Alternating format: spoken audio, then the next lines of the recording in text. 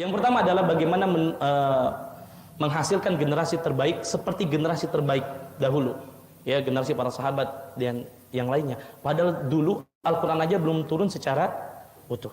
Nah, ini pertanyaan yang sangat baik. Kalau kita melihat bagaimana cara Nabi mendidik, itu cuma satu, Pak, kuncinya.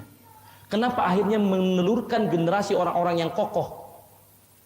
Kenapa kita katakan mereka orang yang kokoh? Bayangkan mereka dulu orang-orang yang jahil, orang-orang yang tidak mengetahui Islam. Tapi kenapa ketika Nabi suruh mereka berjihad di bulan Ramadan sekalipun mereka pergi jihad? Betul nggak? Sekarang Pak, Bapak suruh jalan dari sini ke mana misalkan? Ke kebun raya lah, jalan kaki. Suruh jalan kaki misalkan, karena misalkan ada ya kajian lah, misalnya kajian misalnya. Ayo Pak, besok kajian jalan kaki ke sana misalkan. Berat Pak, puasa Ramadan. Cuaca kita Indonesia Masya Allah, saya pernah sampaikan, ya, Ramadan di sana luar biasa. Mungkin bapak-bapak yang pernah umroh di bulan Ramadan luar biasa panasnya. Ya, belum lagi waktunya lebih panjang dari kita. Bayangkan para sahabat dulu perang jihad dalam keadaan puasa, perang Badar misalkan. Itu di bulan Ramadan, Pak. Udah perang yang dihadapin jelas antara hidup dan mati. Kenapa mereka kuat? Kenapa mereka mau? Kan itu pertanyaannya.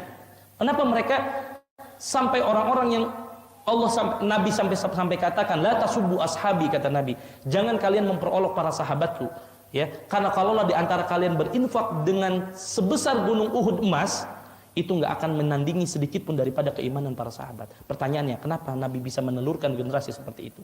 Satu, Pak, pendidikan tauhid. Pendidikan tauhid.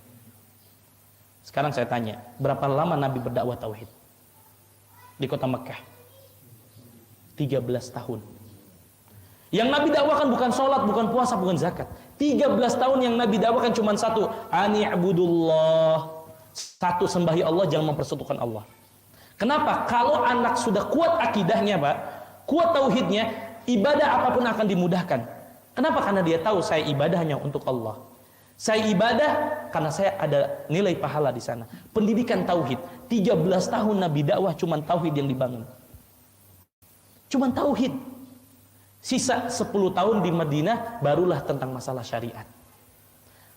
Makanya kalau orang sudah kokoh tauhidnya, baru dikasih ajaran-ajaran syariat yang lain. Sekarang begini, salahnya kita zaman saat ini, orang langsung diberikan pendidikan tentang syariat sehingga ayo sholat, ayo dan lainnya. Anak-anak kita, berat, apa sih sholat gitu? Apa sih puasa, apa zakat, apa fungsinya buat saya, kan begitu. Makanya orang malas ibadah karena memang tauhidnya juga belum kuat, landasan yang kokoh belum kuat. Makanya Nabi 13 tahun yang Nabi dakwakan cuma satu, Pak, tauhid. Cuma tauhid, satu saja, ibadahi Allah, jangan mempersekutukan Allah. Ya, kalau orang sudah tauhidnya kuat, ya, maka ibadah yang lain akan mudah. Makanya para ulama selalu mengatakan annal aqidah as-sahihah sababun fi istiqamati suluki syakhs. Bahwasanya akidah yang kuat itu menjadi sebab seseorang akan istiqomah akhlak dan adabnya. Maka kenapa anak-anak kita, generasi kita saat ini, akhlak dan adabnya itu mengalami degradasi yang betul-betul pada tahapan yang sangat menyedihkan? Karena memang pendidikan tauhid dan akidah di sekarang ini tidak lagi diajarkan secara masif di negara kita. Tauhid, Pak. Sekarang saya tanya, kenapa, mohon maaf, anak-anak kita banyak sekarang yang kecanduan gadget, mohon maaf, melihat sesuatu, ya, film-film yang nggak dibenarkan. Lebih anak-anak perempuan kita sekarang dengan bangganya lenggak-lenggok di aplikasi TikTok. Kenapa?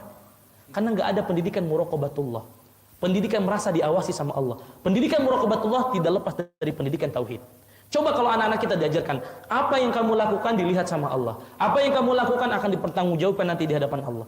Ini sudah mulai dihilangkan, ini sudah mulai tidak diajarkan. Ya, bayangkan pendidikan agama saat ini di Indonesia hanya berapa jam sehari? Sepekan? Hanya 2 jam, Pak. Itu pun 2 jam digabung semuanya. Akidahnya, akhlaknya, hadisnya, tafsirnya digabung dengan satu buku PAI namanya. Kami merasakan, kami orang-orang yang mengelola pendidikan. Ya. Bayangkan hanya 2 jam anak-anak kita belajar. Itu pun digabung semua. Ya.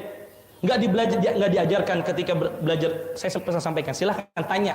Kalau ketemu anak-anak, Pak, anak-anak SMP, anak-anak SD kelas 6, tanya, rukun iman ada berapa? Rukun iman apa? Insya Allah saya yakin tidak semua bisa jawab.